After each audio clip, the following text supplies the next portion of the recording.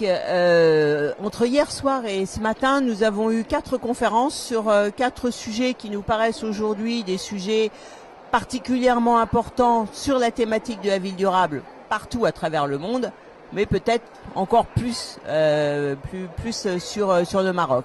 Alors on a travaillé hier sur 2 thématiques qui étaient déchets énergie et eau, assainissement, énergie. C'est-à-dire toujours cette idée que derrière un sujet, il y a plusieurs thèmes qu'on doit travailler ensemble. La vie, c'est un système complexe, c'est d'abord une vision systémique et il faut essayer d'éviter de travailler un jour sur les déchets, un autre jour sur l'énergie, un troisième jour sur la mobilité. Il faut essayer d'avoir cette vision globale et traiter les sujets ensemble. Donc déchets, énergie, eau, énergie, eau et compostage et donc amélioration des sols. Ben voilà, tous ces sujets-là nous paraissent vraiment particulièrement importants dans la ville durable. Et ce matin, on a travaillé sur 2 autres sujets. Le premier qui est la mobilité, parce que la mobilité urbaine, c'est ce qui asphyxie nos villes, quels que soient les pays, hein, c'est vraiment pas une spécialité marocaine, loin de là.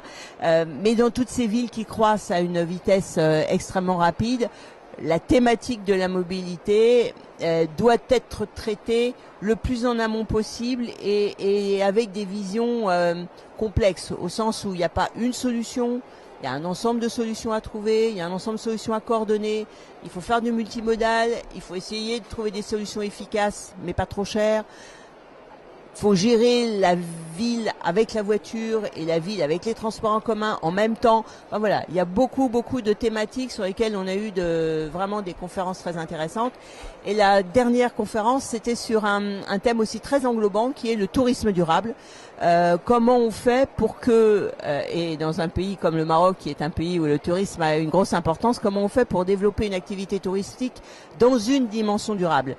On n'est pas sur l'écotourisme ou le tourisme vert, on est vraiment sur la manière de gérer des sites touristiques qui ont vocation à recevoir beaucoup de gens pour leur garder leurs caractéristiques touristiques, donc conditions de vie, environnement, etc., tout en limitant leur impact sur l'environnement et en leur permettant d'accueillir beaucoup de touristes, parce que c'est quand même ce qu'on essaye de faire tous, c'est d'accueillir beaucoup de touristes. Voilà, et donc sur cette thématique du tourisme durable, on a montré comment la démarche HQE, c'est-à-dire de haute qualité environnementale, permet d'appréhender le sujet et de trouver les bonnes solutions, toujours en s'adaptant au cas qui est concerné, parce qu'on résout pas bien sûr les problématiques de tourisme de la même manière selon les endroits où se trouve le spot touristique.